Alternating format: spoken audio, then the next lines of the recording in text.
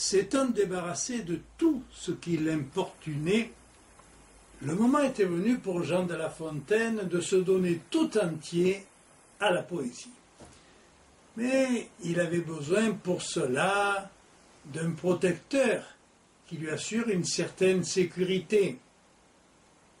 Madame de la Sablière était riche, belle, intelligente, cultivée, mariée, mais ça à l'époque ce n'était pas un grand problème. Lorsque Jean de La Fontaine eut consommé sa ruine, perdu son emploi, et n'eut même plus un toit pour l'abriter, il trouva chez Madame de la Sablière une douce et généreuse hospitalité. Il resta 20 ans chez Madame de la Sablière. Il avait trouvé la poule aux œufs d'or, pour parler trivialement, mais contrairement au héros de la fable, il ne la tua jamais.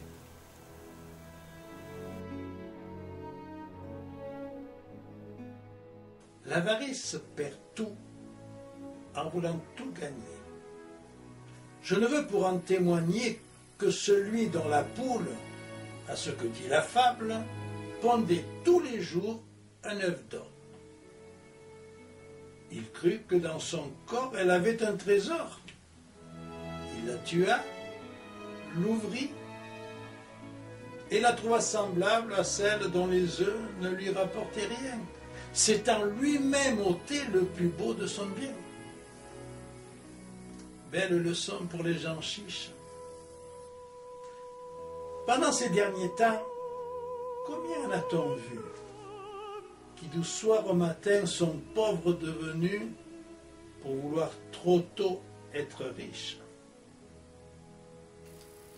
Jean de La Fontaine ne dédaignait pas les honneurs. Il se présenta plusieurs fois à l'Académie française.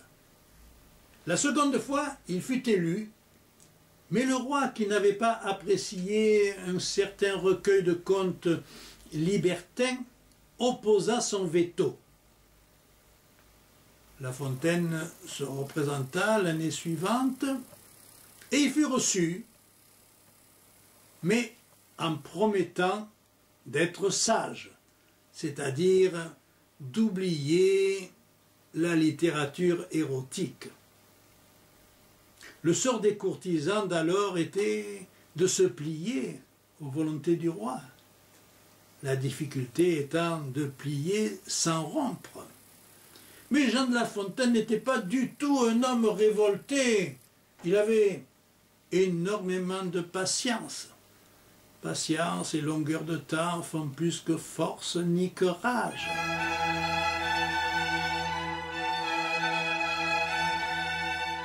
Le chêne, un jour, dit au roseau: « Vous avez bien sujet d'accuser la nature.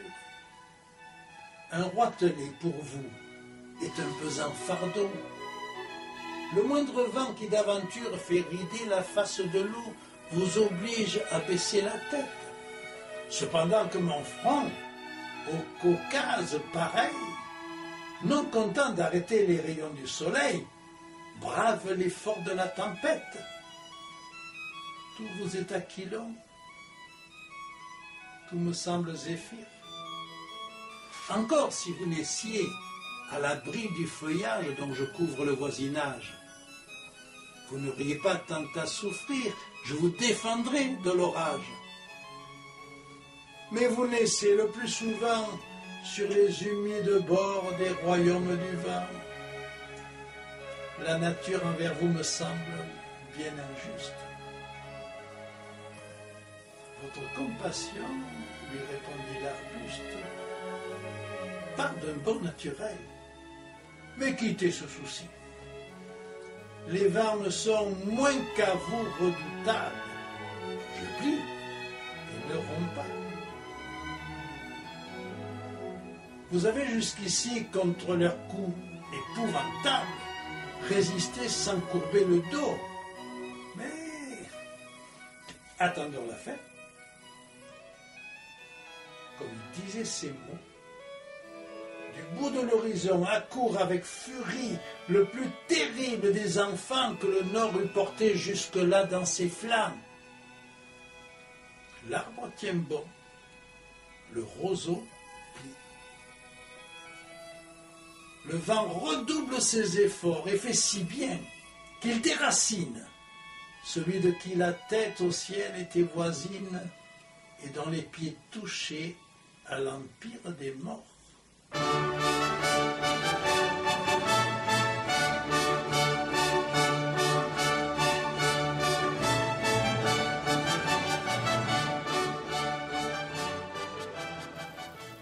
Comme Louis XIV n'honora jamais Jean de La Fontaine de ses bienfaits, peut-être pour le punir d'être resté fidèle à l'amitié de Fouquet, car Madame de la Sablière fut prise d'une soudaine dévotion, peut-être pour le remords d'avoir vécu toutes ces années dans le péché. Quand elle se retira du monde, entra au couvent et négligea ses amis, le poète se trouva dans une situation délicate. On essaya de l'attirer en Angleterre, à la cour du roi Charles II, mais Jean de La Fontaine était l'homme le moins fait pour les tracas et les hasards d'une émigration.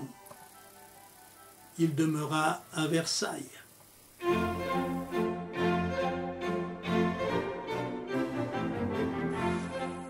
Une tortue était, à la tête légère, qui, lasse de son trou, voulut voir le pays. Volontiers on fait cas d'une terre étrangère, volontiers Jean Boiteux haïssent le logis. Deux canards, à qui la commère communiqua ce beau dessein, lui dirent qu'ils avaient de quoi la satisfaire. Voyez-vous ce large chemin? Nous vous voiturerons par l'air. En Amérique, vous verrez maintes républiques, maints royaumes, maints peuples, et vous profiterez des différentes mœurs que vous remarquerez. Ulysse en fit autant. On ne s'attendait guère de voir Ulysse en cette affaire. La tortue écouta la proposition. Marché fait, les oiseaux forgent une machine pour transporter la pèlerine. Dans la gueule, en travers, on lui passe un bâton. Serrez bien, dirent-ils, gardez de lâcher prise.